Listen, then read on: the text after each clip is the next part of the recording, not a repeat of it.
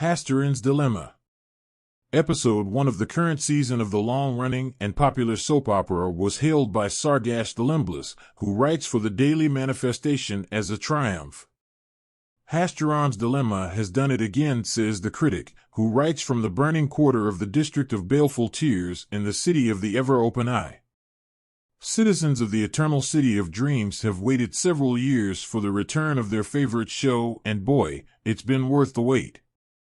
The agonizing cliffhanger at the end of last season revolving around Captain Grash Grundle and his battle with Voidrot has been resolved with the usual cleverness fans have come to expect from writer Vlad Fartson.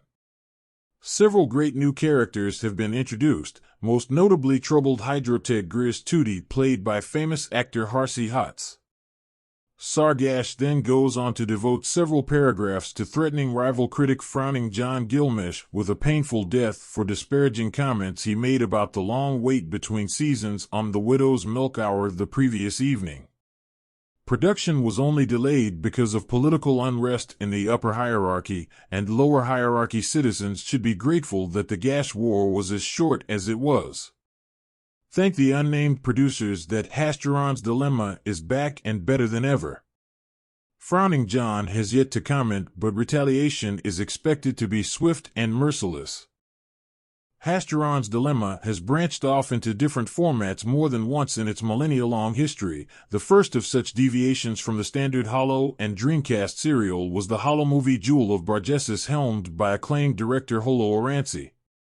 Jewel was a critical and commercial failure for Janus Studios, and marked the beginning of a long series of misfortunes for Aranci, culminating in his infamous airlock accident and subsequent death that was aired live across the upper hierarchy on the Hierophant's Lice Variety Family Fun Hour, episode 6578.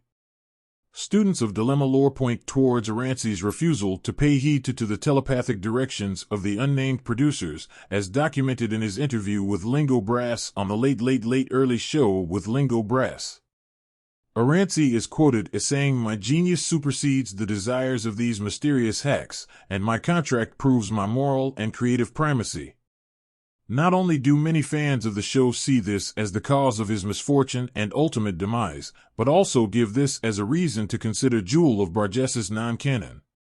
Considering the events of the Holo movie revolve around a parallel dimension crew of the hospital ship Hasturon's Peace, many other fans see the whole argument as irrelevant. In 22678 of Hasturon's Dilemma. Season 22678 of the long-running and popular soap opera was the first to be produced after the hostile corporate takeover at Janus Studios by the Zealots of the Flesh. A hitherto unknown secret society, they ascended to the lofty heights of the upper hierarchy's biggest Holo studio through a combination of murder, bribery, extortion, and the most blasphemous of necromantic sorceries. Records uncovered in the subsequent investigation show that their sole purpose in taking over the production of Hasturon's Dilemma was to combat the influence of the mysterious unnamed producers long believed to influence the events of the show and subsequently the upper and lower ethereal hierarchies from their home in the so-called Shadow Dimension. The Zealots of the Flesh were all acolytes of the mystery schools of Harksey 7, and it was there that they formed their ideas about the potentially ruinous effects of having unaccountable extra-dimensional entities exerting their influence over the ethereal hierarchy. Once the Zealots were ensconced on the board of Janus Studios, they used their power there to forbid the use of telepathically implanted suggestions by the unnamed producers. The entire writing staff was imprisoned in a crystal stasis chamber for the duration of their contract, and the entire cast and production team were fitted with psi-dampening biochips. Directing duties were seized by fellow zealot Krillian Rust, who had taken the precaution of having his pineal sac surgically removed prior to the commencement of production. The season was a critical and commercial flop, and is regarded by many fans of the show to be amongst the worst 5,000 seasons. It seemed to many that the secret sauce that made the show so compelling was missing. A counter-coup organized by veteran Dilemma writer Blixel Jop resulted in the utter annihilation of the Zealots, and the influence of the unnamed producers was restored. Source: Cults. Camera. Action. Apocryphal Religion and Hasturon's Dilemma by writer Droid Gaji 89. Season 32548 was considered a return to form for the show after several lackluster seasons and poor reviews from critics. After several millennia of consistent programming, these doldrums years had many wondering if the pop culture juggernaut had finally run out of steam. However, by the time episode 3 of season 32548 had aired, the consensus was that the Hasturon's Dilemma of old was back.